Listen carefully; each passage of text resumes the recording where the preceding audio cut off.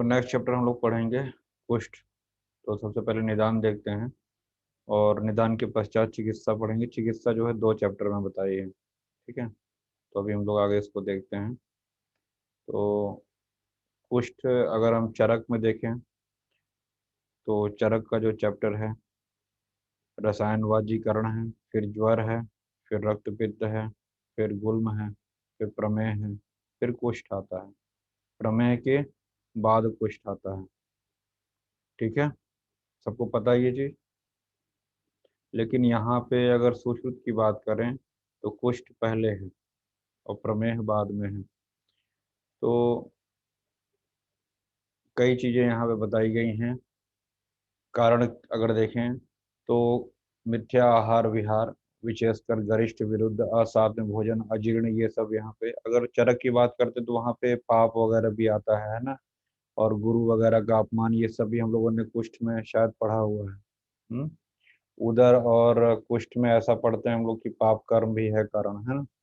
और इसके साथ ही साथ आप देखेंगे घृत तैल, स्नेहपान तथा वमन के पश्चात व्यायाम, ग्राम में आनूप, जलीय प्राणियों के मांस को निरंतर दूध के साथ सेवन, कुल मिला के कितनी जो भी स्किन डिजीज होंगी, सिर्फ कुष्ठ की बात अगर हम ना करें, कोई भी स्किन डिजीज की अगर हम बात करते हैं तो उसमें मुख्य जो कारण होता है हमारे यहाँ आयुर्वेद में जो है वैरोधिक आहार बताया गया है। तो जो स्किन डिजीज का जो मेन कारण होता है कहीं ना कहीं वो वैरोधिक आहार होता है। और यहाँ देखिएगा इन्होंने मांस के साथ में दूध का सेवन, विशेषकर मछली वगैरह के साथ में दूध वगैरह का सेवन, ये सब कारण होते हैं। और धूप में घूमने या कम काम करने से तप्त हुए हो, और सहसा ठंडे पानी से प्रविष्ट हो जाए, मतलब बहुत धूप में से आया है और ठंडा पानी पी ले या स्नान करने लगे, ये भी कारण बताया सुश्रुत ने। वमन के वेग को रोकने से, है ना, वमन के वेग को रोकने से। छर्दी का वेग याद करिए, अधारणी वेग जब हम लोग पढ़ते हैं वहां पे क्या बताया है? एक स्किन डिजीज, अधारणी वेग जब हम पढ़ते हैं तो एक वेग को धारण करने से सारे के सारे स्किन डिजीज होते हैं। कौन सा वो वेग था, कुछ याद आ रहा है? जब अधारणी वेग पढ़ते हैं तो एक ऐसा अधारणी वेग है, सर छर्दी। छर्दी ही है। तो देखिए यहाँ पे लिखा हुआ वमन के वेग को रोकने से पुष्ट हो रहा है। और बढ़ी हुई वायु प्रकोपित हुए पित्त और कफ को लेकर तिर्यक जाने वाली, यानी कि वायु प्रकोपित हो रही है और पित्त और कफ को लेकर तिर्यक शिराओं में जा रही है ना। तो अब इसके बाद जो ध्यान देने वाली बात है, ध्यान दीजिएगा, रक्त, लसिका, त्वचा और मांस, ठीक है। ये 4 दूष्य याद रखिएगा। याद रखने के लिए हमने तुलाराम याद रखा है। तुलाराम, त से त्वचा, ल से लसिका, र से रक्त और म से मांस। तो तुलाराम ऐसे याद रखेंगे तो याद रहेगा, ठीक है। नहीं समझ में आ रहा?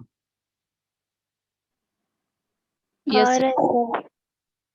और इसमें क्या बताना था?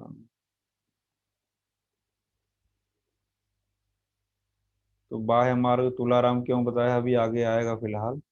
तो छर्दी विशेष रूप से ध्यान रखिएगा कि छर्दी के वेग को धारण करने से उस स्थान पे जो है चकत्ते पड़ जा रहे हैं, मंडल जैसे। देखिए चरक में जब हम लोग पढ़ते हैं सूत्र स्थान में तो वहाँ पे बाह्य रोग मार्ग, मध्य और आभ्यंतर, ऐसा वहाँ पे हम लोग पढ़ते हैं। तो देखते हैं वहाँ पे तत्र शाखा रक्त आदियो धातुस्तक स बाह्य रोग मार्ग, ऐसा हम लोग चरक में सूत्र स्थान में पढ़ते हैं। तो जो स्किन डिजीज होते हैं वो बाह्य रोग मार्ग आश्रित होते हैं। और कुष्ठ के कारण जैसा कि भी हमने बताया चरक में कई चीजें बताई गई हैं। तो नवान दधि मत्स्य तिल लवण अम्ल निषेविणाम माश मूलक पृष्ठान्न तिल क्षीर गुड़ा नाम, इस तरीके से बताया है। और व्यवाय, आप अजीर्ण अन्न, ये सभी चीजें बताया है। और पाप कर्म जो अभी हमने विशेष रूप से बताया है विप्र और गुरुओं का निरादर करने से, है ना। यहाँ पे विप्र जो है, यहाँ पे विप्र चाहे वो ब्राह्मण को ले लीजिए चाहे किसी को ले लीजिए, और मैक्सिमम जो डिजीजेस, स्किन डिजीजेस चाहे कुष्ठ हैं, वो अनादर करने से। और आज समाज में जो एक टेंडेंसी चल रही है कि हाँ अपमान करने का, एक वो भी कारण हो सकता है स्किन डिजीज का या कुष्ठ का, है ना। सोरियासिस हो या कोई भी स्किन डिजीज का, हम कुष्ठ में सारे स्किन डिजीज आ जाते हैं। अगर आप कुष्ठ के भेद देखेंगे, जो क्षुद्र कुष्ठ और महाकुष्ठ बताए गए हैं, तो उसमें सारे स्किन डिजीज का एक तरीके से समाहित हो जाते हैं उसमें। ठीक है ना। तो विप्र हैं, गुरु हैं, जैसे अब टीचर पढ़ा रहा है पीठ पीछे, अरे फलाने सर जी तो बहुत गंदा पढ़ाते हैं, है ना, फलाने सर जी तो ये, फलाने सर जी तो वो, है ना, नंबर नहीं दिए, प्रैक्टिकल में नंबर काट लिए, वाइवा बहुत गंदा हुआ, नंबर नहीं दिलाया, ऐसा नहीं करना चाहिए। सब देखिए कारण बताया गया, दिख रहा है सबको। हम्म। Yes sir. ये सब काम नहीं करना चाहिए, है ना, प्रज्ञापराध है ये सब। तो गुरु लोग ऐसे क्यों करते हैं फिर? अरे क्या बताएं, वो बहुत लंबी कहानी हो जाएगी। तो प्रज्ञापराध जो है कौन से दोष को बढ़ाता है? सर्वदोष सर्वदोष को। प्रकोपणम। सर्वदोष को। तो ध्यान रखिएगा, है ना, तो प्रज्ञापराध से बचें। तो आयुर्वेद कुष्ठ को कुलज मानता है, ऐसा यहाँ पे लिखा हुआ है। चलिए आगे बढ़ते हैं हम लोग, वो चरक वाली लाइन विशेष रूप से याद रखिएगा। थोड़ा सा आगे अगर हम बढ़े तो लिखे हैं हमने, भेल काश्यप 18 कुष्ठ बताए हैं, इनमें 9 साध्य और 9 असाध्य होते हैं। सबको दिख रहा होगा ये। हम्म। Yes sir. हारित और शारंगधर ने भी 18 कुष्ठ बताए हैं। दिख रहा, दिख रहा है। यहाँ पे हमने लिखा हुआ है सप्त धात्वक। सप्त धातुव जो शब्द है वो विसर्प में देखने को मिलता है। सप्तक गण जो है कहाँ मिलेगा? कृमि में, जब हम लोग पढ़ते हैं कृमि, जब हम लोग विमान स्थान में पढ़ते हैं तो वहां पे सप्तक गण शब्द आया है कृमि के लिए। सप्त धातुव शब्द किसके लिए आया हुआ है? विसर्प में आया हुआ है। और यहाँ देखिएगा लिखा हुआ है सप्तको द्रव्य संग्रह। दिख रहा है सबको? Yes sir. सप्तको द्रव्य संग्रह कुष्ठ के लिए है, तो याद रखिएगा। अब वो सप्तको द्रव्य संग्रह क्या क्या है अभी आगे आने वाला है। हालांकि चरक में भी हम बता चुके हैं, चरक में जब हम चिकित्सा और निदान बताए हैं तो सप्त द्रव्य कौन से हैं वो हम आपको बता चुके हैं। विमान में सप्तक गण क्या होता है ये भी हम बता चुके हैं। ठीक है।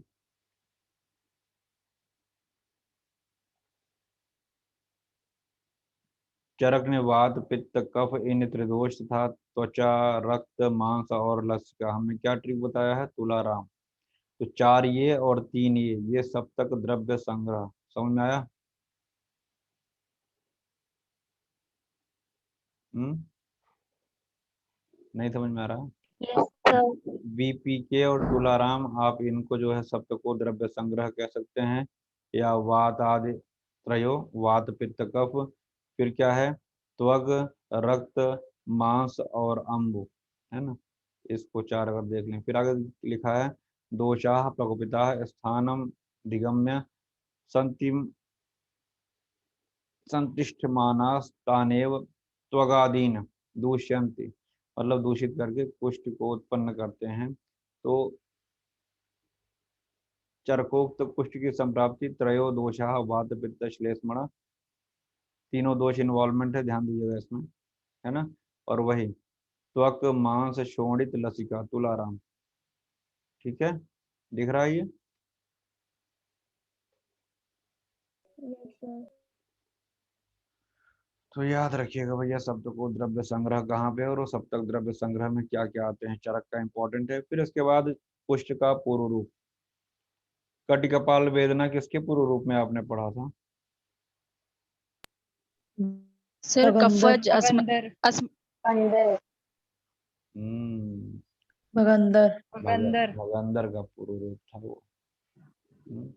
और गुदा के कितने परिक्षेत्र में बताया गया है भगंदर? 2 अंगुल।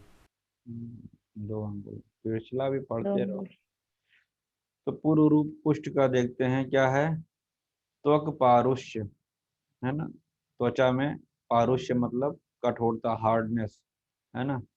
अकस्मात रोमहर्ष, अकस्मात अचानक से रोमहर्ष यानी रोंगटे खड़े होना, हिंदी में लिखा है। कंडू, इचिंग होगा।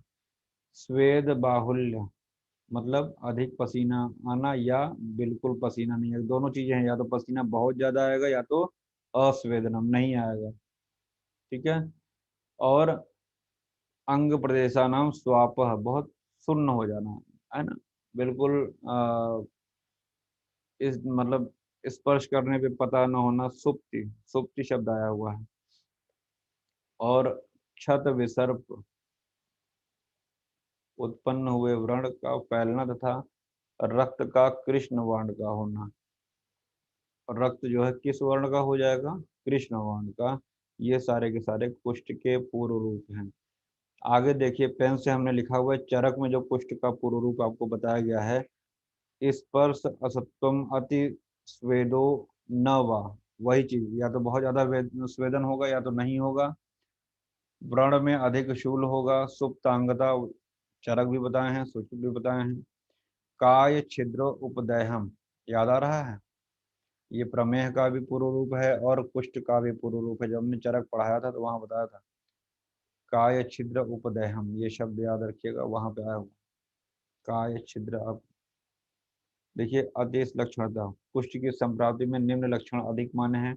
अदेश लक्षणता, वैवर्ण, परिदाह, परिहर्ष वगैरह वगैरह। जो इम्पोर्टेंट था वो हमने आपको बता दिया, जो इम्पोर्टेंट था वो हमने आपको बता दिया। काय छिद्र उपदेहम, इसको याद रखिएगा, ये प्रमेह में भी आपको मिलेगा और कुष्ठ में भी मिलेगा। स्वेद का बहुत अधिक आना या ना आना, सुप्तांगता, ये सभी पूर्व रूप हैं। त्वचा पारुष्य हो जाएगी। अकस्मात रोमहर्ष, कंडू, ये सभी के सभी आपके पूर्व रूप हो गए। अब आगे बात करते हैं कुष्ठ के भेद की। तो पहले तो दो प्रकार के, महाकुष्ठ और क्षुद्र कुष्ठ की बात करते हैं। तो 7 महाकुष्ठ हम लोगों ने चरक में भी पढ़े हैं और 11 क्षुद्र कुष्ठ यहाँ पे बताए गए हैं। तो इस तरीके से कुष्ठ 18 प्रकार के हो गए। यहाँ नीचे विमर्श में लिखा है चरक ने कुष्ठ के 7, है ना, 7, 18 या अनेक भेद, 8 नहीं, उसको 18 कर लीजिएगा। 7, 18 या अनेक भेद लिखकर केवल 7 महाकुष्ठों का ही वर्णन किया है। सप्तविधो दिख रहा है, अष्टादश विधो दिख रहा हुआ श्लोक ये। 7 कुष्ठ, 18 कुष्ठ, असंख्य, असंख्य भी बता दिया है। बोलो भाई, Yes, sir. Yes, sir. Underline करिएगा उसको। Yes sir. कायदे से जो यहाँ पे निदान पढ़ रहे हैं चरक में खोल के उसको भी एक बार रिवाइज कर लेंगे तो वो भी रिवीजन हो जाएगा, ये थोड़ा सा और अच्छे समझ में आ जाएगा। आगे बढ़ते हैं हम लोग। सर्वाणि कुष्ठानि स वातानि स पित्तानि स श्लेष्माणि स कृमिणी च भवन्ति। समझ में आ रहा है कि सर्व प्रकार के कुष्ठ तीनों दोषों के साथ कृमि युक्त होते हैं, यानी वात पित्त कफ युक्त और कृमि युक्त होते हैं सभी प्रकार के कुष्ठ। ठीक है, ये जो हमने लाल किया हुआ है विमर्श में, ये रक्तज है ना। कुष्ठ सदैव दोषत्रय प्रकोप से होते हैं और चरक ने भी ऐसा लिखा हुआ है। ठीक है, और इस तंत्र के यहाँ पे हमने आर लिखा है, जिसको आप रक्तज शोणित संभवा, देखिए आया है ना श्लोक में, केश रोम नखादश्च दंतादाह किशास्तथा कुष्ठजाश्च परिसर्पागेया शोणित संभवा। जो रक्त के प्रभाव से, रक्त दोष की वजह से है, उसमें ये लक्षण विशेष रूप से है। इसको भी मार्क कर लीजिएगा, जो विमर्श की तीसरी लाइन है। अब आगे हम लोग अलग अलग बात करते हैं।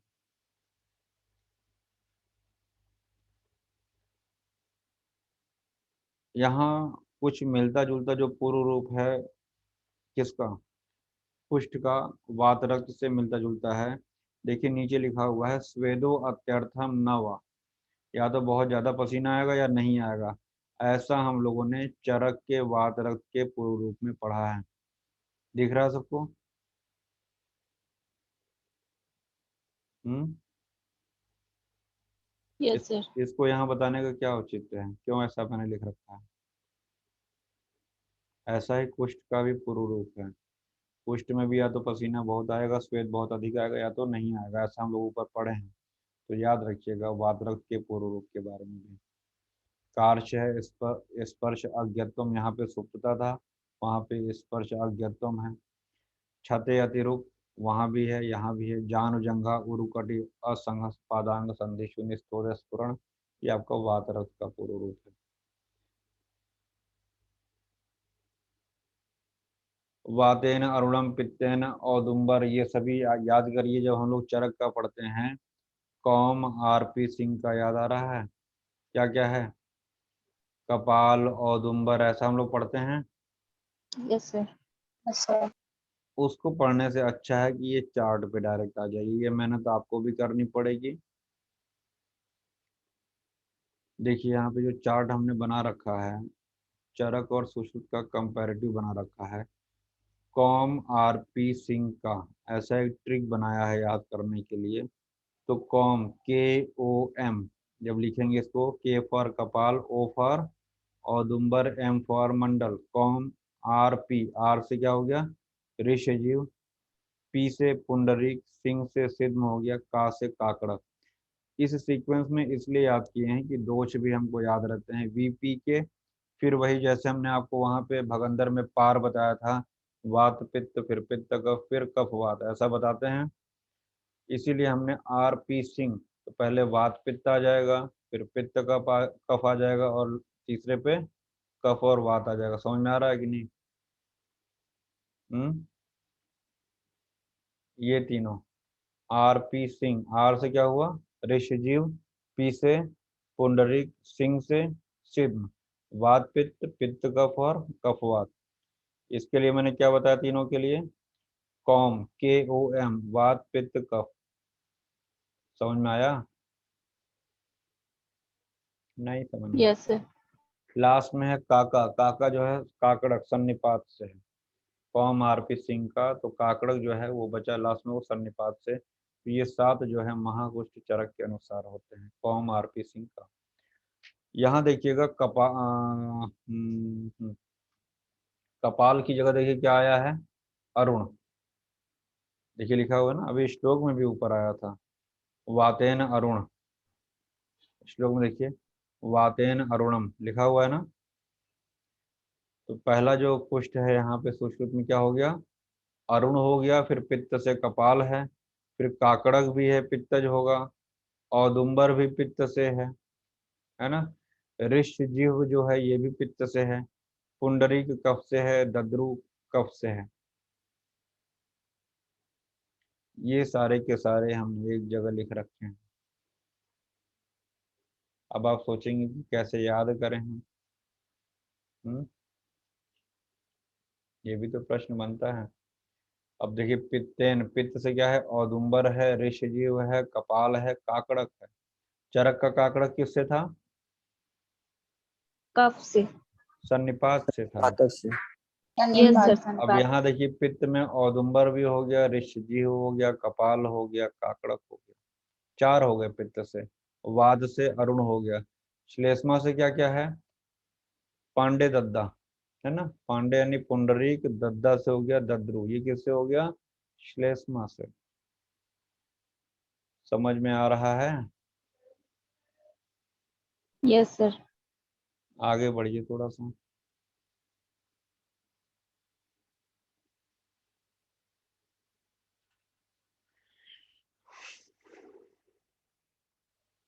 इसको यहाँ पे नहीं बताएंगे, इसको चरक वाले में देखिएगा, नहीं तो हम चरक वाली बुक से पढ़ाएंगे, थोड़ा सा टिपिकल है, वहीं से याद कराएंगे उसको।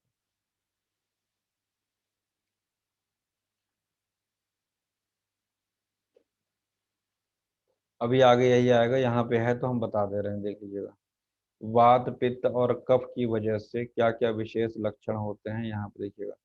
यहाँ पे देखिए बाद में लिखा हुआ है स्वेद अभाव, दिख रहा है, वातज कुष्ठ में स्वेद का अभाव है, संकोच है, स्वाप है, त्वग भेद है। ठीक है, कौण्य और स्वरभंग लिखा है, अभी चैप्टर में आ गई, हमने अलग से लिखा। पित्त में क्या होगा, पाक होगा, अवदरण अंगुली पातन लिखा हुआ है, कर्ण नासा भंग, अक्षिराग यानी कि आंखों में रेडनेस हो जाएगा, है ना। और सत्व उत्पत्ति, यहाँ सत्व को कृमि माना है, कृमि की उत्पत्ति पित्तज में है। और कफ वाले में जो है कंडु है, सोफ है, श्राव है और गुरुता है। आगे देखते हैं, हमने बताया कि अभी बाद में हम आपको बताएंगे।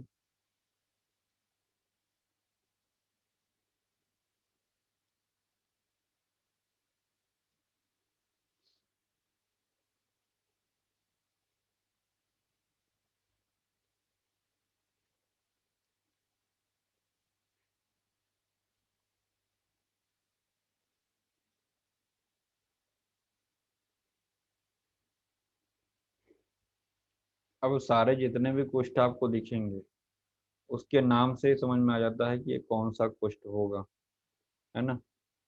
कौन सा कुष्ठ होगा वो नाम से ही समझ में आ जाता है। एक जो विशेष रूप से है देखिएगा, पित्त की अधिकता से पक्व उदुम्बर फल के समान दिख रहा है ये, पक्व उदुम्बर फलाकृति, ये पित्त की वजह से है।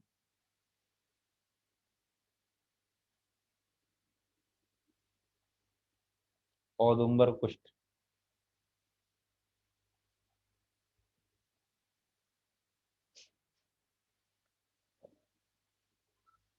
ये पूछा जाता है। अतसी पुष्प के समान या ताम्र वर्ण के समान फैलने वाले पीड़िकाओं को दद्रु कुष्ठ कहते हैं। यानी जो दद्रु कुष्ठ है वो अतसी पुष्प के समान या ताम्र के समान,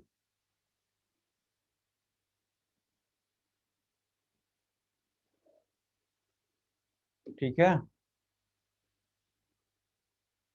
यही पूछा जाता है यहाँ पे। अतसी पुष्प के समान या ताम्र वर्ण का जो है दद्रु कुष्ठ है, इसको याद रखिएगा। विमर्श में दिया हुआ है कि डल्हर ने बताया है कि दद्रु कुष्ठ दो प्रकार का है, सित और असित। ये देखिए, डल्हर ने बताया है कि जो दद्रु कुष्ठ है वो कितने प्रकार का है। पहली बात तो आपको दद्रु कुष्ठ को याद रखना है कि अतसी के समान या ताम्र वर्ण के समान, ठीक है। हम्म। अगर ताम्र के वीर की बात करें तो कैसा होता है, उष्ण होता है, शीत होता है। ताम्र में दोष कितने होते हैं, नहीं पता। उष्ण वीर्य होता है, 8 दोष होते हैं। 8 दोष। दद्दू, ताऊ, ताऊ मतलब ताम्र, है ना। और आलसी, दद्दू आलसी, ताऊ यानी कि ताऊ और दद्दू एक तरीके से याद करने के लिए मैंने बनाया था कि कई ऑप्शन रहेंगे तो वहां पे हम पकड़ लेंगे कि ताम्रवर्ण और अतसी यानी आलसी ये दद्रु कुष्ठ है, इसलिए मैंने इसको याद करने के लिए ऐसा बनाया था।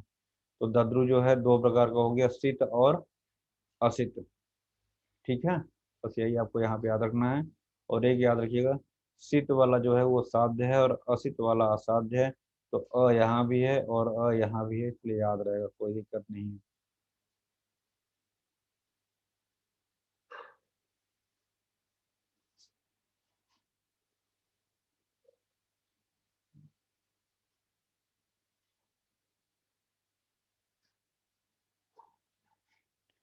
यहाँ पे क्या लिखा है, सिद्ध लिखा है।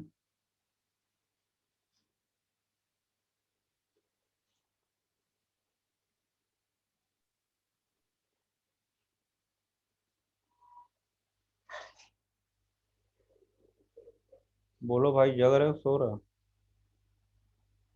Yes yes sir. Sir. Yes, sir. सिद्ध जो है हमेशा शरीर के ऊर्ध्व भाग में होता है, ये पूछा जाता है।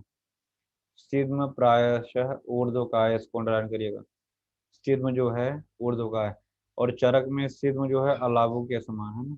सिद्ध और अलाबू याद रखिएगा। अगर अतसी है तो वो दद्रु हो जाएगा, ताम्र है तो दद्रु हो जाएगा, और सिद्ध है तो ये अलाबू और सिद्ध, इस तरीके से आपको आंसर मिलेगा, अलाबू। देखिएगा, चरक में सिद्ध के लक्षण, श्वेत ताम्र तनु यद घृष्टम विमुंजति अलाबु पुष्प वर्ण, यही पूछा जाता है, कई बार पूछा गया है। अलाबु पुष्प वर्ण कौन सा हो गया, सिद्ध। समझ में आ रहा है, कई बार पूछा गया है। एक छूट गया यहाँ ऊपर, देखिएगा लिखा हुआ है, त्रिधातु उद्भव संज्ञक संयम, लिखा हुआ है।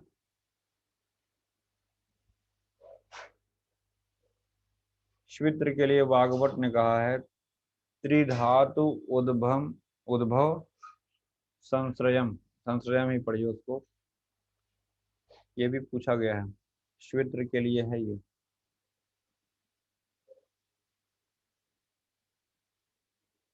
विचर्चिका पित्त की वजह से होता है, यहाँ पे विचर्चिका पे पी मार्क करिए।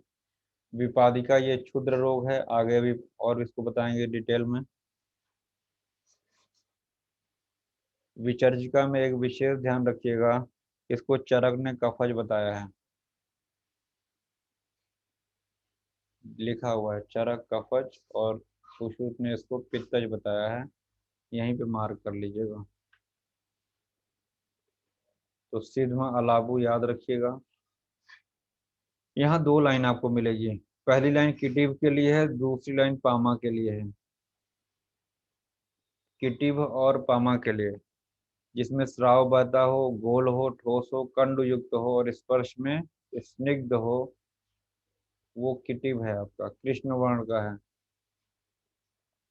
स्राव, कंड और दाह युक्त, यानी कि देखिए पामा में दाह होगा, परिदाह, पामा को आप दाह से कैच करेंगे, है ना। तो पामा में आपका दाह है, तो इसी को मॉडर्न में एक्जिमा कह दिया है, ठीक है। तो पामा में विशेष रूप से दाह याद रखिएगा। कंडू किसमें है, किटिव में।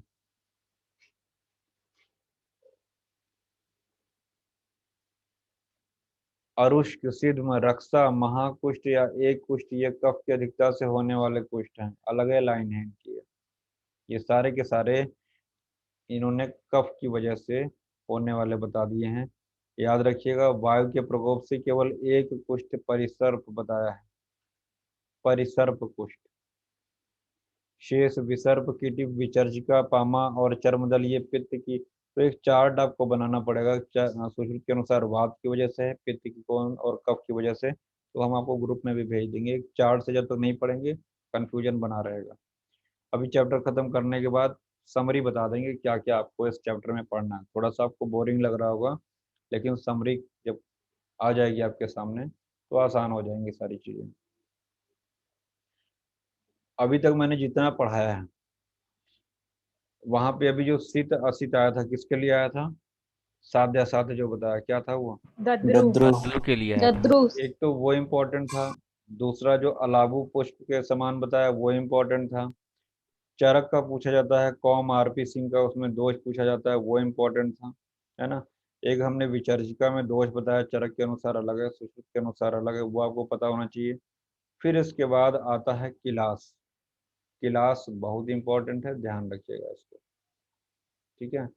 अब ये जो 17वां श्लोक है ये किलास के लिए है। तो सबसे पहली बात क्या है कि किलास 3 प्रकार का होता है, क्योंकि ये भी एक कुष्ठ का भेद है, और वात, पित्त और कफ, ऐसे 3 प्रकार का किलास सुश्रुत बता रहे हैं, ठीक है। कौन बताएगा कि सुश्रुत के अनुसार किलास त्वचा की कौन सी लेयर में होता है, या सुश्रुत के अनुसार और चरक के अनुसार किलास किस लेयर में होता है, एनी आइडिया। रोहिणी में।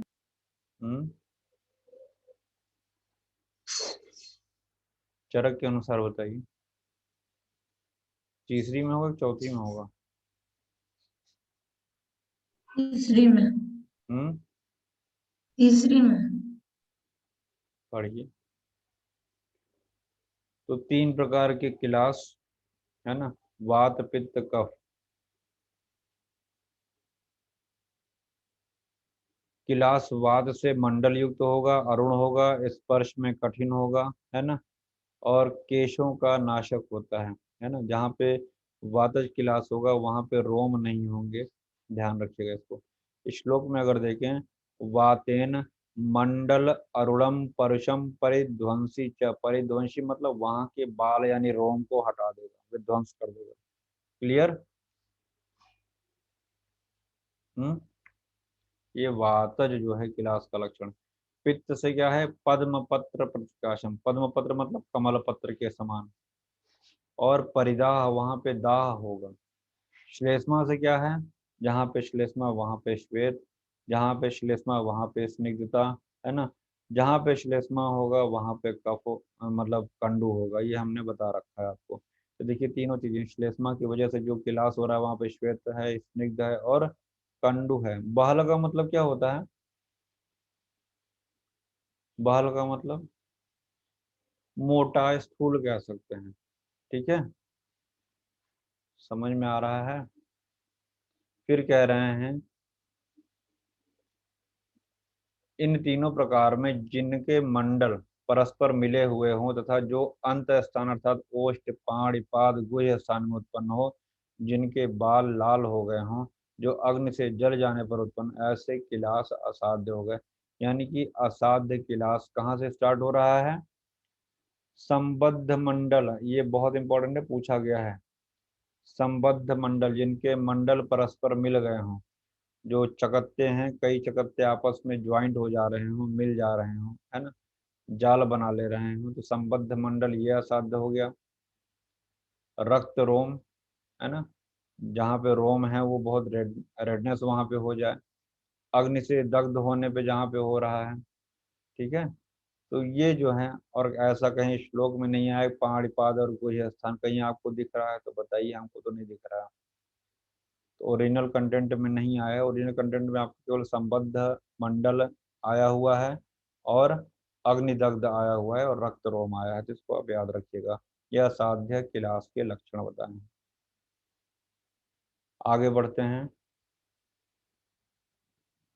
काश्यप ने 9 असाध्य कुष्ठों में स्वित्र 5 प्रकार का बताया। दिख रहा है सबको नीचे जो लिखा है मैंने? अभी हमने आपको शुरू में साध्य और असाध्य 9 लिखाया, काश्यप का लिखा था। Yes sir. उस 9 असाध्य कुष्ठों में 5 प्रकार का स्वित्र बताया है, और भोज ने स्वित्र 2 प्रकार का बताया है। कौन कौन सा है?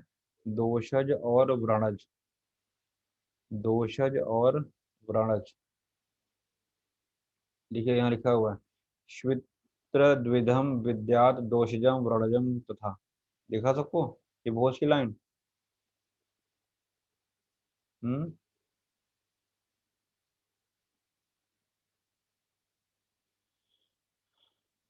Yes sir. यहाँ पे इतना ही आपको जानने लायक। आगे बढ़ते हैं लोग।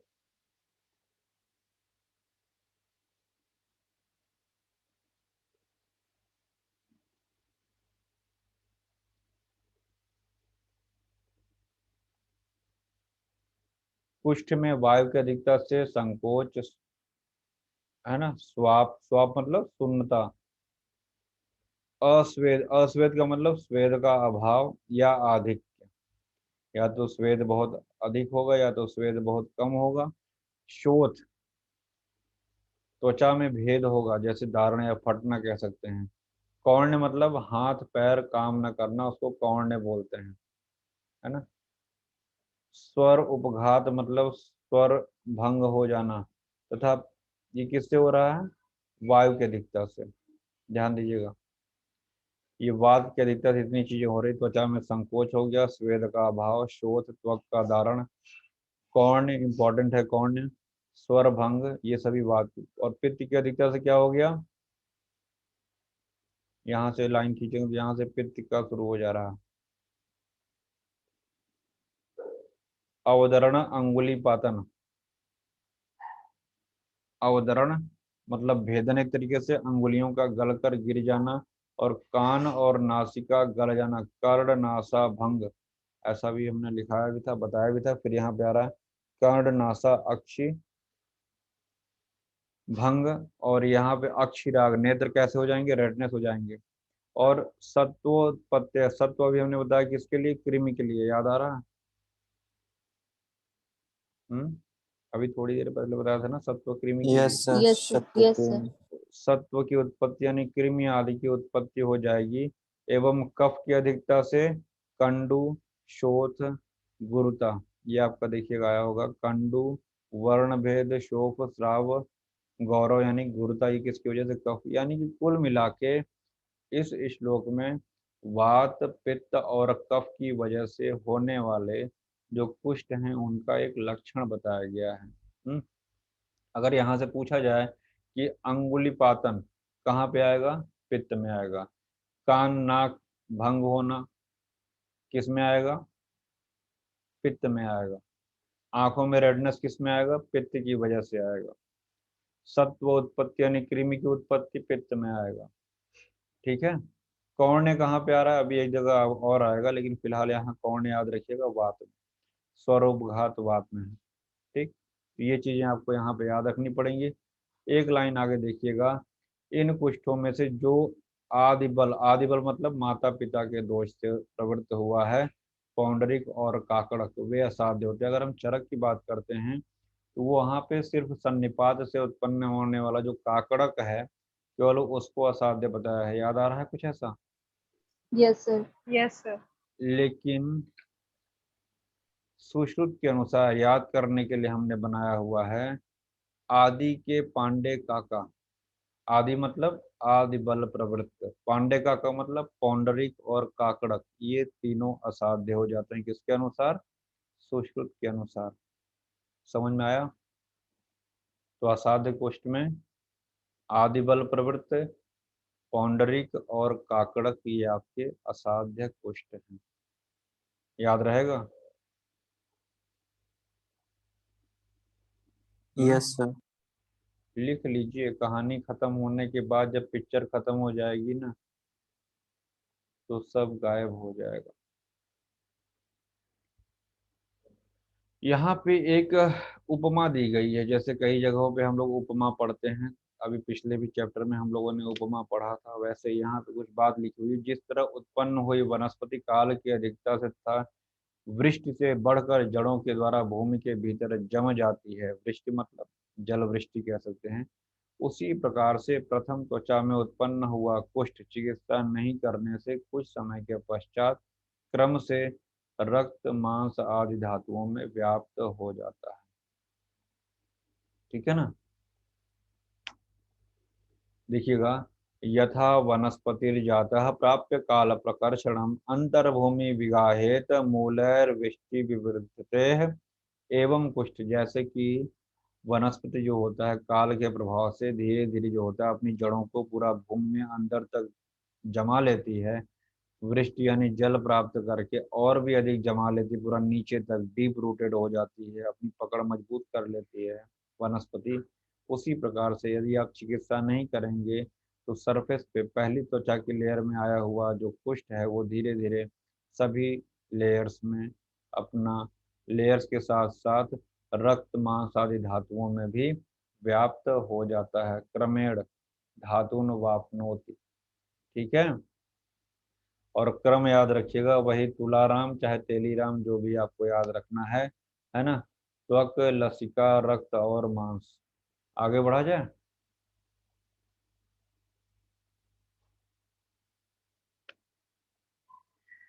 Yes, sir. थोड़ा सा दिमाग स्थिर कर लीजिए। बहुत खुरापाती 21 से 26, 21 से 26 तक। अब हम लोग त्वचा में होने वाले कुष्ठ के फिर रक्त में देखेंगे, फिर मांस धातु में देखेंगे, अस्थि धातु में और मज्जा में क्या क्या लक्षण मिलते हैं कुष्ठ के होने के। अभी तो कह दिया सुश्रुत ने इसको बताने से पहले कि अगर चिकित्सा नहीं करेंगे तो क्रम से धातुओं को विदीर्ण कर देगा, क्षति पहुंचाएगा। अब अगर कर दिया, अगर चिकित्सा नहीं किया, अगर आगे के धातुओं में प्रविष्ट हो गया है तो क्या क्या लक्षण आएंगे उसको हम लोग यहाँ पे देखते हैं। तो देखिए पहली लाइन में दिया हुआ है स्पर्श हानि। जाहिर सी बात है ये त्वचा में ही होगा। देखिए अगर त्वचा में कुष्ठ के उत्पन्न होने पर स्पर्श हानि, स्वेद आना, कंडू, विवर्णता, रुक्षता, ये इसमें कुछ भी ऐसा नहीं कि याद करने लायक हो या पूछने लायक हो। स्पर्श हानि को आप अंडरलाइन कर सकते हैं। ठीक है? रक्त में होने पर क्या है आपका?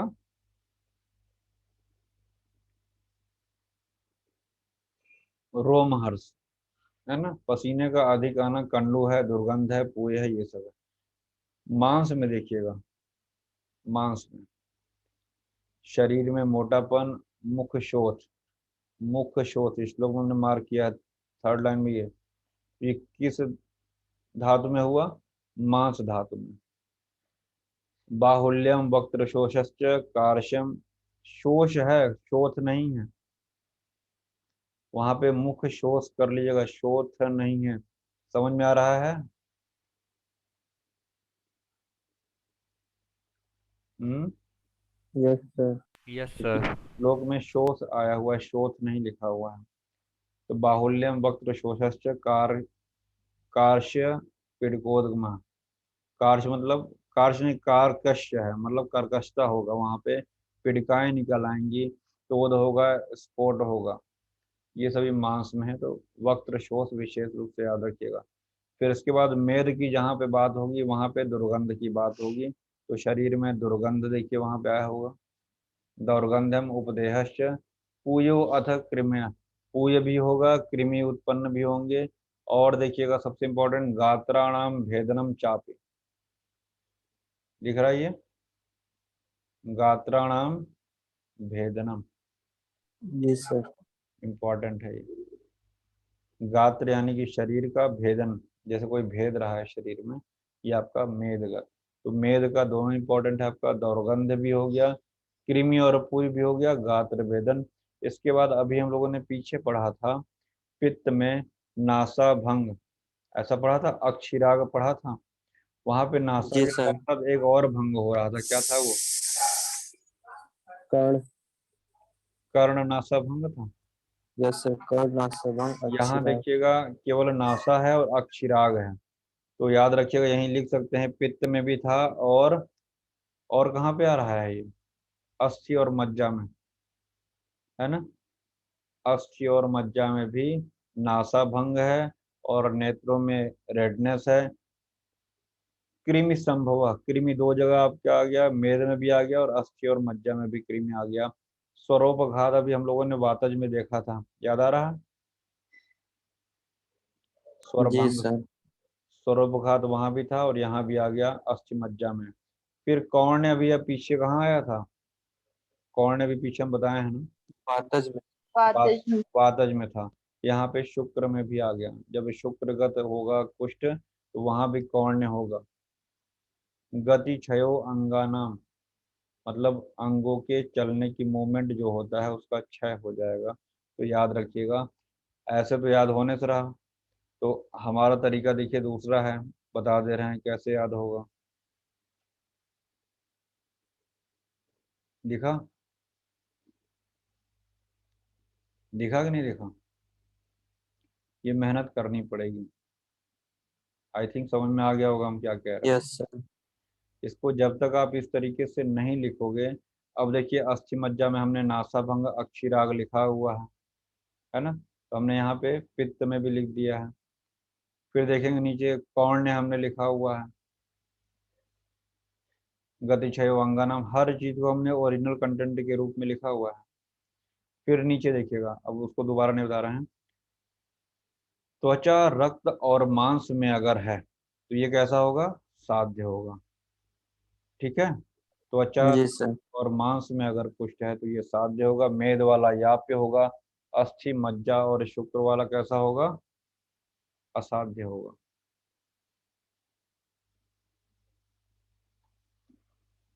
आपके पास पीडीएफ है, नोट कर लीजिएगा इसको, इसमें कोई दिक्कत?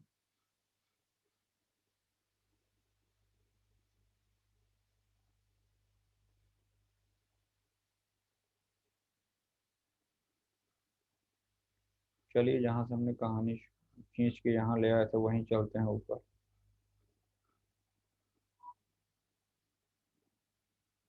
आधे तो बेचारे सो रहे होंगे। हम्म, क्या हो रहा है?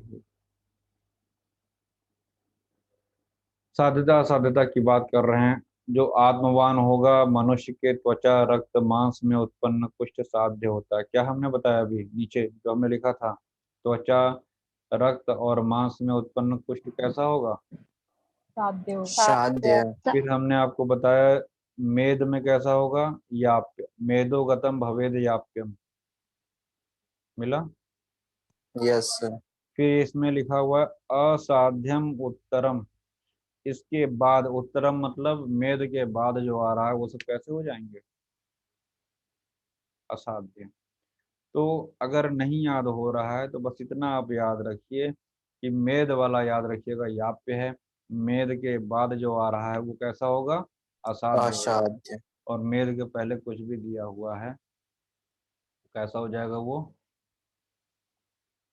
साध्य। साध्य हो जाएगा। हम्म,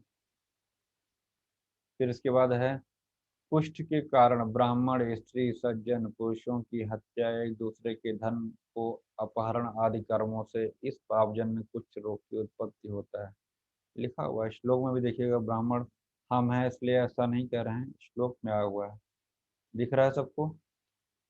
ब्रह्म, स्त्री, सज्जन वध, ये सब बातें। तो जन्मना जायते शूद्र संस्कारात द्विज उच्यते। जन्म से सभी शूद्र होते हैं और संस्कार से द्विज हो जाते हैं। लेकिन द्विज का अपमान करने, आप देखिएगा ओपीडी में हम ही लोग बैठते हैं तो 3 तरीके के पेशेंट ज़्यादा आते हैं। जब आप भी प्रैक्टिस में आओगे 3 तरीके के पेशेंट कौन से ज़्यादा आते हैं? पहला तो ज्वाइंट डिसऑर्डर के मिलते हैं, दूसरा स्किन के पेशेंट धुआंधार मिलेंगे, और तीसरा उदर विकार के पेशेंट ज़्यादा मिलेंगे। ठीक है, तो याद रखिएगा स्किन डिजीज के बढ़ने का कारण यही है जो श्लोक नंबर किसमें 29 में दिया हुआ है। बहुत महत्वपूर्ण बात सुश्रुत ने बताई है, इसको ध्यान रखिएगा। आगे बढ़ा जा। जी सर। ऐसा नहीं है कि आप इस जन्म में आपको कुष्ठ था तो अगले जन्म में सही रहेंगे, वो अगले जन्म में भी झेलेगा। क्या लिखा, यदि कोई कुष्ठ रोगी मर जाता है तब वह दूसरे जन्म में भी कुष्ठ रोग से ग्रस्त होता है। समझ में आया? जैसा यह कुष्ठ खराब रोग कहा गया, वैसा दूसरा कष्टदायी रोग कोई नहीं है। ना तो कष्टतरो रोगो यथा कुष्ठम प्रकृतितम, मतलब बहुत खतरनाक है। इस जन्म में तो है ही, अगले जन्म में भी पीछा। पुनर्जातो अपि गच्छति, मतलब पुनर्जन्म में भी पीछा न छोड़ने वाला कौन सा रोग है? कुष्ठ है। कुष्ठ। याद रखिएगा। अपमान नहीं करना है। चरक में आया हुआ है कुष्ठ दीर्घ रोगाणाम, कहाँ पे बताया है? अग्रह प्रकरण में। अग्रह में से। रोग समूहाणाम कौन सा बताया है किसको? सर राजक्षमा। राजक्षमा। राजक्षमा। ज्वर के लिए क्या बताया है? अनुषंगिणाम किसके लिए बोला है? प्रमेय। में रिवाइज करते रहो, रिवाइज करते रहो।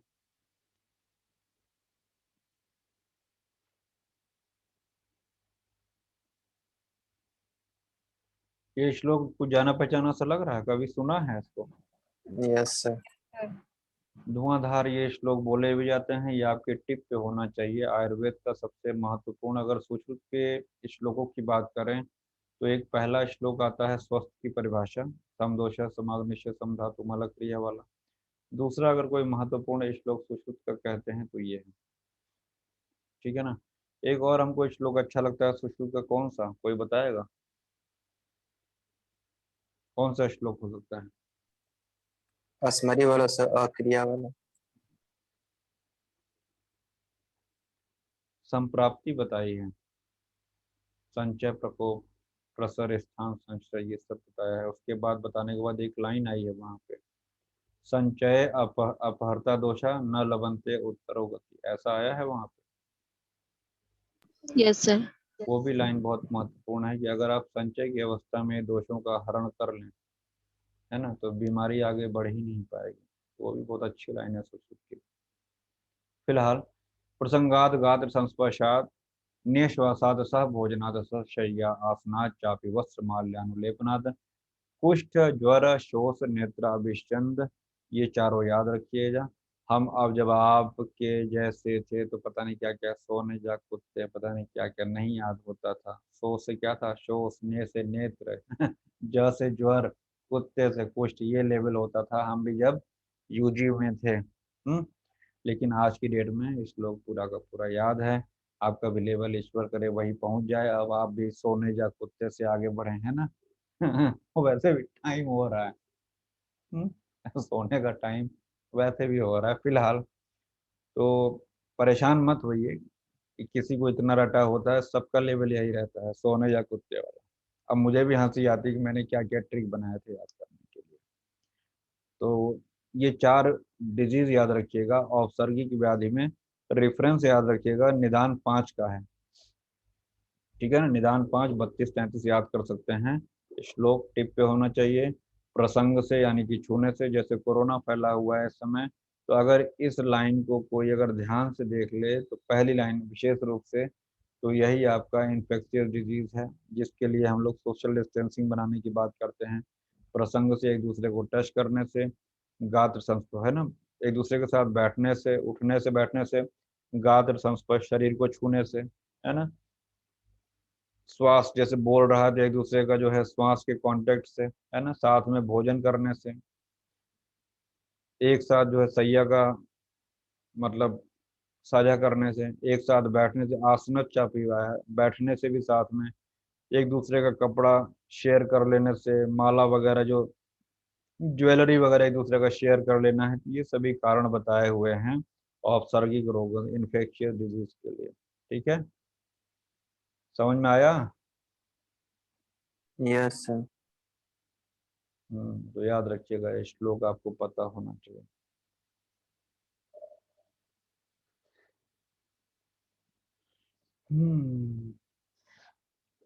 बताना ये है, यहाँ तो सोने जा कुत्ते हैं सुश्रुत में, भाव प्रकाश में अगर हम देखे लेंगे तो यहाँ पे औपसर्गिक रोग में कंडू है, कुष्ठ है, उपदंश है, भूतोन्माद है, व्रण ज्वर दिख रहा है। श्लोक ये लाल किया मैंने। Yes sir. तो याद रखिएगा कि भाव प्रकाश के अनुसार औपसर्गिक रोग ये है। ठीक है ना। डल्लन ने जो है श्वास, काश, प्रतिश्याय, मसूरिका को भी विशेष रूप से याद रखिएगा, औपसर्गिक में रखा है डल्लन के अनुसार, इसको भी मार्क कर लीजिएगा। ये तो निदान की बात थी। ये था निदान, ये हमने आपको बता ही दिया, मार्क कर लीजिएगा, पीडीएफ आपके पास है, देख के उसको लिख लीजिएगा। अभी हमने आपको बताया कि सप्त द्रव्याणि कुष्ठ में है, सप्तक गण कृमि में है। अब सप्तको अयन शोथ के उपद्रव में हम लोग पढ़ते हैं। सप्त धातुवाह कहाँ पे पढ़ा हम लोगों ने? विसर्प में पढ़ा। विसर्ग। ये सारा का सारा इंपॉर्टेंट है, इसको नोट कर लीजिएगा। सप्तको अयन अभी नहीं बताया था, शोथ का उपद्रव में आता है ये। ठीक है। इसके बाद कुष्ठ की चिकित्सा की बात करेंगे। मैंने जैसा कि अभी बताया कि कुष्ठ की चिकित्सा 2 चैप्टर में है, 9वें चैप्टर में भी बताया है और 10वें चैप्टर में भी बताया है। तो अभी आप देखेंगे कि अभी हम लोग जब निदान पढ़ रहे थे तो वहां पे ब्राह्मण, स्त्री, इन सभी का अपमान था, है ना। चरक के अनुसार पाप कर्म पिता, और हमने बताया कि विरुद्ध भोजन का वैरोधिक आहार जो है विशेष रूप से स्किन डिजीज में कारण बताया गया है। तो पहली लाइन देखिएगा यहाँ पे श्लोक नंबर 3 में, विरुद्ध भोजन, अध्यशन, असात्म सेवन, वेग धारण। कौन सा वेग? विशेष रूप से छर्दी, छाती। स्नेह, स्वेद आदि का क्रम विरुद्ध प्रयोग, मतलब जो पंचकर्म का क्रम होना चाहिए उस क्रम को फॉलो ना करके अगर पंचकर्म संशोधन किया जा रहा है। पाप कर्म तथा पूर्व जन्म के कर्मों के फलस्वरूप त्वचा के रोग उत्पन्न होते हैं। मतलब कुल मिला के यहाँ पे उन्होंने एक बार थोड़े से लाइन में उन्होंने सारे के सारे कारण फिर से बता डाले। और ध्यान दीजिएगा यहाँ पे, त्वग दोषा भवंती, जो अभी हम बार बार शब्द प्रयोग कर रहे हैं कि सारे के सारे स्किन डिजीज, अंत में सोचो कि यहाँ पे कुष्ठ की बात नहीं कर रहे हैं, क्या बता रहे हैं? स्किन डिजीज की बात कर रहे हैं, त्वग दोष की, त्वग विकार की बात कर रहे हैं। स्पेशली वो सिर्फ कुष्ठ तक सीमित नहीं है, ये सारे के सारे कारण किसके हैं? स्किन डिजीज के हैं, त्वक दोष के हैं। समझ में आया? Yes sir. आगे बढ़िए। बात आती है लोलिम्बराज के श्लोक की बात अगर हम करें, क्या है? पथ्या सति गदार सत्य केवल औषध निषेवण है। जो पत्ते का सेवन करेगा उसके लिए दवा की जरूरत नहीं है, और जो दवा खाते हुए भी पत्ते का सेवन नहीं कर रहा उसके लिए वो दवा बेकार है, ऐसा लोलिम्बराज जी ने कहा। तो सबसे पहले इन्होंने देखिए क्या कह दिया, कंट्राइंडिकेशन, जिस कारणों से निदान परिवर्जन, संक्षेपता क्रिया योगो निदान परिवर्जन।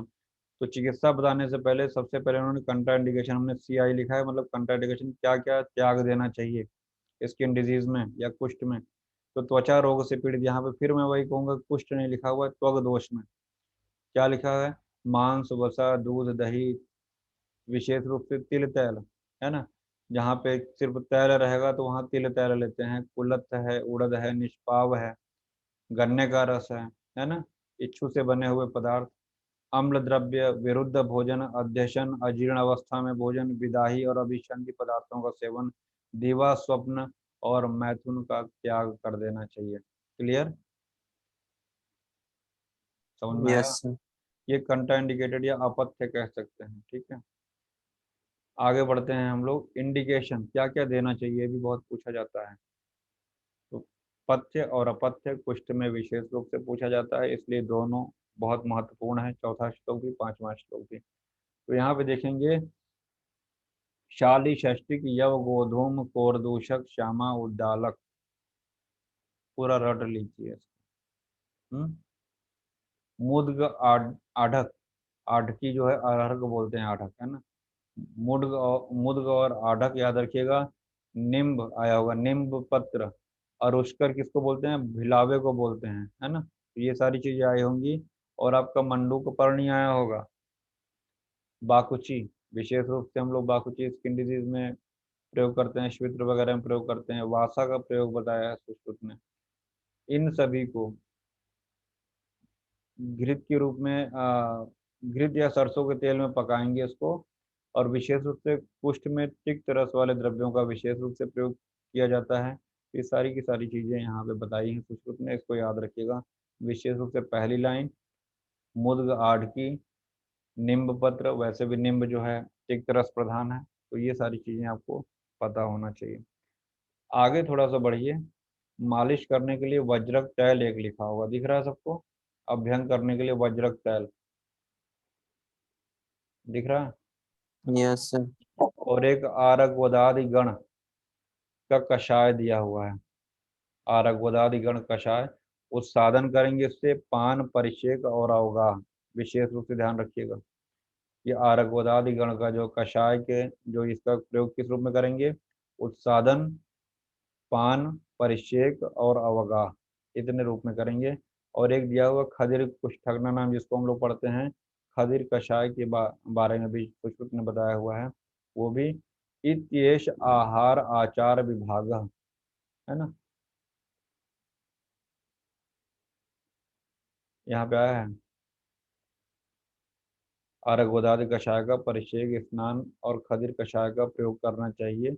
और आहार में प्रयोग होने वाले द्रव्य और रसों का विभाजन तथा आचार की व्यवस्था, विशेष रूप से पथ्य अपथ्य। इस लाइन का मतलब क्या हुआ कि जो कहा है और जो नहीं कहा है, मतलब जो खाना चाहिए जो नहीं खाना चाहिए, उसका विशेष रूप से ध्यान देना चाहिए कुष्ठ के रोगियों में। कुष्ठ रोग के पूर्व रूप में दोनों मार्गों यानी वमन और विरेचन द्वारा संशोधन करेंगे। ध्यान दीजिएगा, अभी हमने आपको वही बताया था, संचय अपरता दोषा न लभंते उत्तरवर्ती। तो पूर्व रूप में ही देखिए लिखा हुआ है श्लोक में, पूर्व रूपे, मतलब जब पूर्व रूप रहे तभी क्या कर देना है, संशोधन कर्म कर देना है। जग रहे हो, yes sir. Yes sir. 10 minute और झेल लो फिर बंद करते हैं। पूर्व रूप में ही वमन और विरेचन यानी संशोधन कर्म करना है। फिर अभी हम लोगों ने पढ़ा था कि त्वचागत होगा, रक्त होगा, मांस होगा, है ना, ऐसा पढ़ा था। तो त्वचा, रक्त और मांस वाला साध्य होता है, मेद वाला क्या था, याप्य था, और उसके बाद वाला क्या या था, असाध्य था। अशाद। इस श्लोक में, छठवें श्लोक में, अब देखिए यहाँ तरीका क्या होना चाहिए। एक चार्ट बनाएंगे 3 कॉलम का। पहले में आप त्वचा, रक्त, मांस, दूसरे कॉलम में उसका लक्षण और तीसरे कॉलम में उसकी चिकित्सा लिख देंगे, तो आपका एक ही जगह हो जाएगा।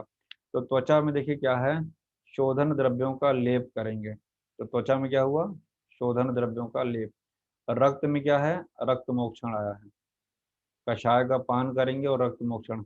मांस में देखिएगा, विशेष रूप से ध्यान दीजिएगा, अरिष्ट का सेवन आया होगा। रक्त मोक्षण तो है ही, अरिष्ट और मंत्र का प्रयोग आया है, दिख रहा है सबको, अरिष्ट मंत्र प्राशाह।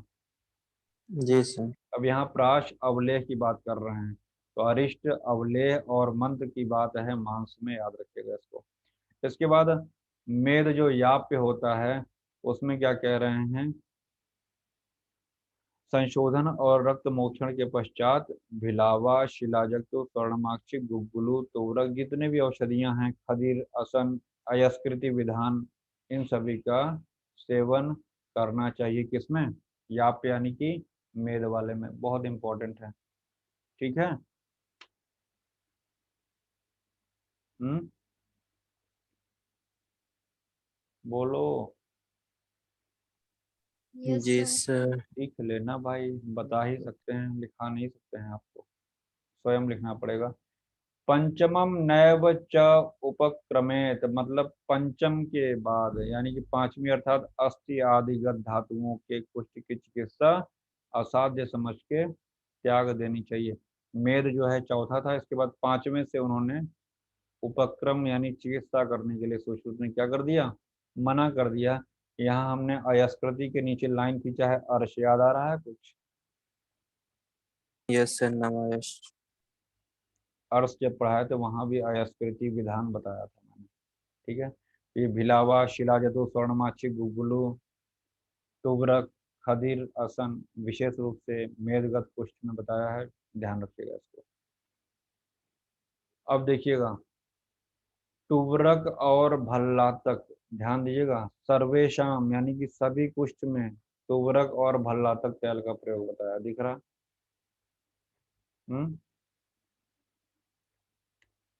दिख रहा होगा, यस सर। मार्क कर लीजिए इसको।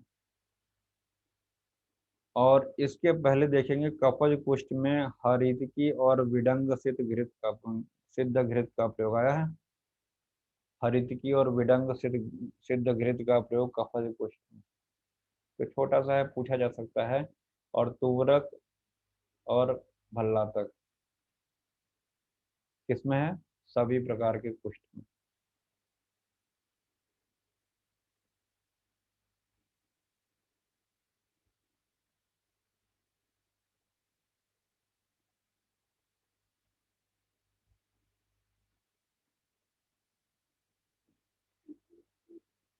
पूर्वावस्था में उभय संशोधन, त्वचा में है तो शोधन द्रव्यों से लेप, रक्त में है तो रक्तमोचन कषायपान, मांस में था तो आसव अरिष्ट और प्राष्ठा मंत्र का।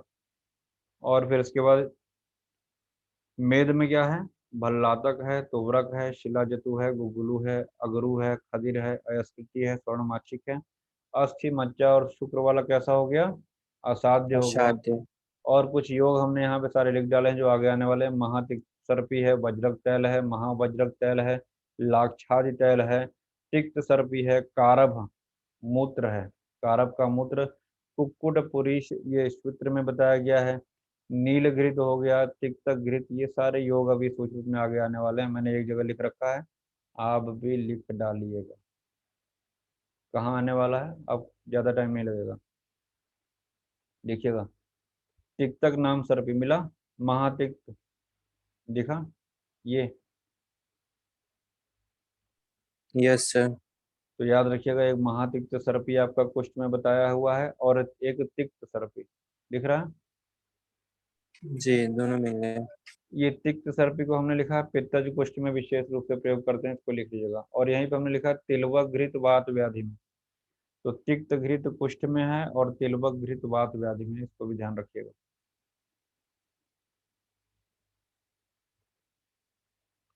कई चीजें हैं, तिक्तक नामक घृत कुष्ठ विषम और गुल्म अर्श ग्रहणी दोष, तो रोगाधिकार जो है चैप्टर का नाम कुष्ठ है, लेकिन अगर ऑल ऑप्शन रहेगा तो आप देख के लगा सकते हैं तिक्तक घृत के बारे में।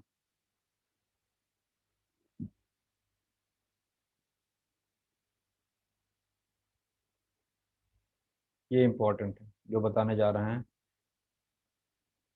उदुम्बर की जड़, कठगुलर की जड़ है ना, कुल मिला के उदुम्बर याद रखिएगा। उदुम्बर को प्रयोग करते हैं हम श्वित्र और पुंडरीक कुष्ठ में, है ना, याद रखिएगा इसको। सुखोष्ण अनुपान क्या रहेगा? सुखोष्ण जल, उदुम्बर को जल के साथ में, सुखोष्ण जल के साथ श्वित्र और पुंडरीक में देते हैं। फिर इसके बाद आता है चीता, किसको बोलते हैं? द्वैप, चीता या हाथी के खाल को जलाकर, ये भी सूत्र में प्रयोग कर रहे हैं, ध्यान रखिएगा। मातंगज हाथी को बोलते हैं। अब यहाँ पे द्वैव चीता जो होता है वो चित्रक को भी बोलते हैं, लेकिन यहाँ पे जानवर वाला है, लेकिन क्योंकि यहाँ पे चर्म की बात कर रहे हैं, है ना, यहाँ जी पे सर। यहाँ पे चीता और हाथी के खाल की, हालांकि आज की डेट में कंट्रा इंडिकेटेड है तो खाली ऑप्शन तक ही याद रखिए, इसको प्रैक्टिकली कहीं प्रयोग नहीं करना है ना। फिर इसके बाद आगे देखते हैं कृष्ण से सर्पस से मसीह, कृष्ण सर्प, काले सर्प की मसीह, काले सांप की भली भांति जलाकर बनाई गई, ये सब चिकित्साएं बताई गई हैं जो आजकल प्रयोग करना बहुत घातक हो सकता है। और काले सर्प को जलाकर बनाई गई राख में बहेड़े का तेल यानी विभीतक का तेल मिलाकर लेप करने से सभी प्रकार के, विशेष रूप से सभी प्रकार के श्वित्र नष्ट हो जाते हैं। इसको भी आप कहाँ तक करेंगे, खाली ऑब्जेक्टिव तक ही सीमित रखिए, प्रैक्टिकली प्रयोग करने की आवश्यकता नहीं है। ठीक है। श्वित्र कैसा होता है? सफेद होता है। श्वेत्र मतलब ल्यूकोडर्मा व्हाइट कलर के पैचेस बन जाते हैं, होता है ऐसा। जी सर। जैसे हमने याद करने के लिए लिखा है सफेद पे काला। काला मतलब काले सांप की मशीन, तो लिख देंगे तो याद रहेगा, सफेद पे काला। और विशेष रूप से विभीतक तेल लेओकना। और ये है आपका चकवड़ जो होता है, विशेष रूप से स्किन डिजीज में प्रयोग करते हैं। चक्रमड़ जिसको बोलते हैं, cassia tora. Yes sir. Yes sir. तो उसका जो बीज का जो पाउडर होता है, अगर आप उसको लेप करेंगे तो स्किन डिजीज में बड़ा अच्छा काम करता है। कुल मिला के कैसिया टोरा जो है स्किन डिजीज में अच्छा इफेक्टिव है। प्रपुन्नाड बीज कुष्ठम यष्टि मधुकम च पिष्टवा श्वेताय दद्याद गृह कुक्कुटाय। गृह कुक्कुटाय मतलब क्या है? जो मुर्गा घर में पालते हैं उसको भूखा रखकर दूसरे दिन संध्या समय खिलावें। मुर्गे का जो पुरीश होता है उसको एकत्र करके उसको जो है पुष्ट पर लेप करने की बात कर रहे हैं 1 माह तक। और धात्वांतर्गत श्वित्र नष्ट हो जाता है। धात्वांतर्गत मतलब जो धातुओं में जो कुष्ठ जो सात बताया गया है, जहाँ तक साध्यता और याप की बात कर रहा हूँ सिर्फ वहीं तक रहिए। वो सारे कुष्ठ 1 माह में, विशेष रूप से प्रपुन्नाड बीज या चक्रमर्द का जो बीज है उसको कुष्ठ, यहाँ पे कूठ भी बोल दिया है उसको। और यष्टि मधु कुष्ठ, ससुरिया लप्पा जिसको हम लोग बोलते हैं, मुलेठी ग्लासरेजा ग्लैब्रा जिसको हम लोग बोलते हैं। ठीक है ना। ये 3 चीजें हैं, कैसियाटोरा, ससुरिया लप्पा और ग्लासरेजा। इन तीनों को जो है किसके साथ दे रहे हैं? मुर्गे का जो विष्ठा है, 1 माह तक प्रयोग कराना है। और एक चीज और आया होगा, हम्म, ठीक है, इतना पर्याप्त है। आभ्यंतर प्रयोग है, ध्यान रखिएगा विशेष रूप से। कौन सा? सर लेप करेंगे ना, सर बाहर वाला है। सुनो, ये जो चकवड़ कूट और मुलेठी खिला रहे हैं ये मुर्गे को खिलाएंगे, तो उसको खाने के बाद मुर्गा जो बीट करेगा, जो पुरीश त्याग करेगा, उस पुरीश का लेप करना है। समझ में आया? जी सर। हम्म।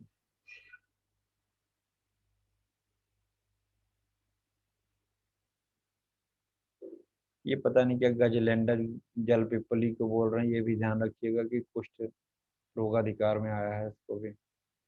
वैसा कुछ आगे है नहीं, लगभग लगभग समाप्ति की ओर हम लोग हैं। अभी हमने आपको नीलघृत बताया था, ऊपर जब लिखा था पेपर में अलग से, नीलघृत भी आया था। नीलन्याद घृत वगैरह हम लोग गुल में पढ़ते हैं, चरक में, है ना। नीलन्याद घृत, महानीलन्याद घृत, कुछ ऐसा याद आ रहा है? नहीं, रिवाइज मत करो। फिलहाल नीलगिरी जो है असाध्य कुष्ठ में बताया हुआ है, पढ़ लेना एक बार, गुल्म भी पलट के देख लेना।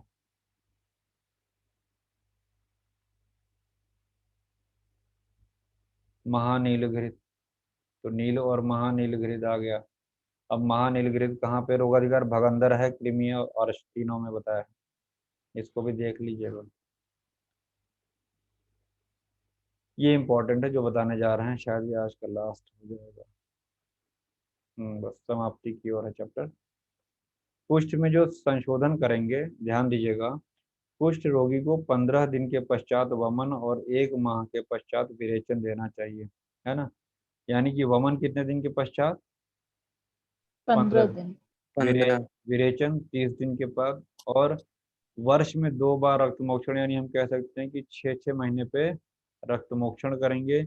और 3-3 दिन पर नस्य देना चाहिए। तो सबसे पहले हम नस्य की बात करेंगे। नस्य कितने दिन पे देंगे? 3-3 दिन पे नस्य देना चाहिए। 15 दिन पे वमन, 30 दिन पे विरेचन और 6 महीने पे रक्त मोक्षण करना चाहिए। नीचे हमने कुछ लिखा है, चक्रपाणी ने 15-15 दिन पे वमन, 1-1 माह पे विरेचन कहा है, वर्ष में 2 बार यानी 6 माह पे उन्होंने, चक्रपाणी ने स्पष्ट कर दिया 6 माह में रक्तमोक्षण और 3-3 दिन पे अवपीडन नस्य। योग रत्नाकर कहते हैं सेम जैसा सुश्रुत ने बताया वैसा ही 3-3 दिन पर लेप करने की बात भी योग रत्नाकर ने बताई है। हमने यहाँ पे लिखा है अवसर, दिख रहा है, दिख रहा होगा।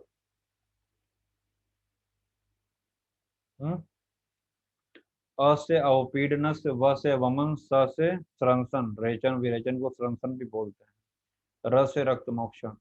तो वो क्रम है आपका 3 दिन, 15 दिन, 30 दिन और वर्ष में 2 बार। समझ में आया अवसर का मतलब?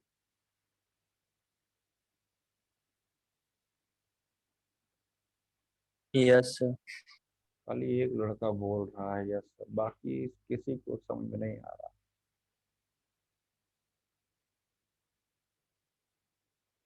कुष्ठ रोगी को नीम के पास से सिद्ध तैल की बात कर रहे हैं, ठीक है, तो इसको मार्क लीजिएगा।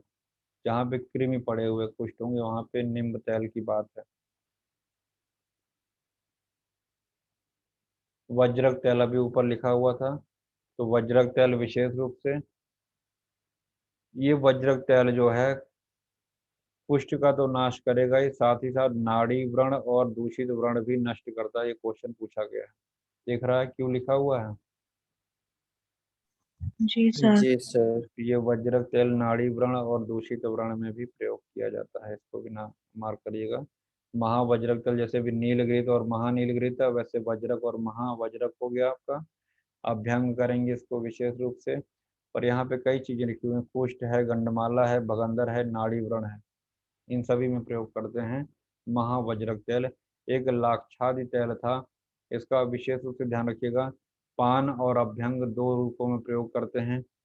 लाक्षादि गण की औषधियां इसमें पड़ी हुई हैं।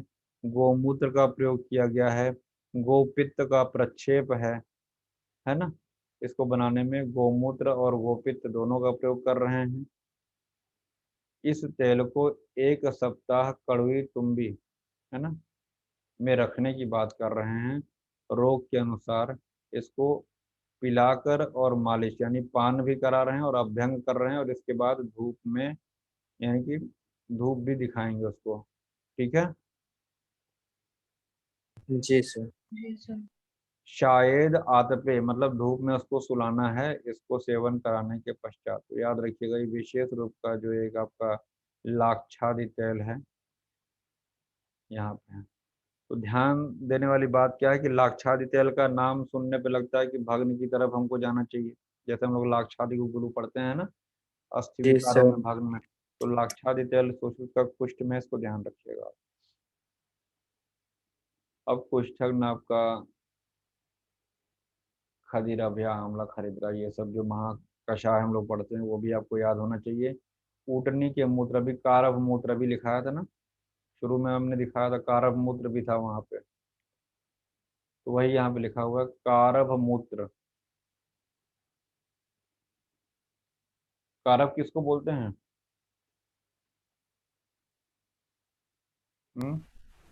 ऊटनी के मूत्र का पान करने के लिए कह रहे हैं, और उस समय सिर्फ और सिर्फ दूध पे रहना है, क्षीर का प्रयोग करना है ये विशेष रूप से। और कृमि युक्त कुष्ठ 6 माह में ऐसा करने से नष्ट हो जाते हैं कारव मूत्र का प्रयोग करने से। खदिर कुष्ठग्न नाम चरक ने कहा है, यहाँ भी कह रहे हैं कुष्ठ रोग का नाश करने के लिए स्नान, पान और आहार में सर्वत्र खदिर का प्रयोग करना चाहिए। मिला? Yes sir. Yes sir. 70 number श्लोक। सुश्रुत ने भी सभी प्रकार के कुष्ठों में स्नान, पान और आहार 3 रूपों, स्नान, पान, अशन 3 प्रकार से प्रयोग करने के लिए खदिर का प्रयोग कहा है। और लास्ट श्लोक क्या है 72, कुष्ठियों का पथ्य अपथ्य, कटे हुए केश, नख वाला, विश्राम करने वाला, हितकर भोजन और औषधि के सेवन में लगा हुआ, स्त्री मांस सुरा को त्यागने वाला कुष्ठ रोगी कुष्ठ से मुक्त हो जाता है। नीच रोमनक मतलब कि जिस समय ट्रीटमेंट चले उस समय नाखून, बाल वगैरह भी छोटे छोटे होने चाहिए। पथ्य का विशेष रूप से ध्यान देना चाहिए, है ना। स्त्री से तो हमेशा दूर रहना चाहिए, मांस से भी दूरी बनाए रखना चाहिए, और सुरा से भी विशेष रूप से दूरी बना के रखना चाहिए, तभी आप कुष्ठ पे विजय प्राप्त कर सकते हैं। पिक्चर अभी बाकी है, लेकिन अगले एपिसोड में महाकुष्ठ चिकित्सा हम लोग पढ़ेंगे। जैसा कि हमने बताया कि कुष्ठ 2 चैप्टर में चिकित्सा बताई है, तो हम लोग इसको नेक्स्ट लेक्चर में कवर करेंगे। ठीक है, आज के लिए धन्यवाद। यूट्यूब चैनल को सब्सक्राइब करिए और आगे आप बेल को प्रेस कर देंगे तो अगली क्लास का आपको नोटिफिकेशन मिल जाएगा। धन्यवाद।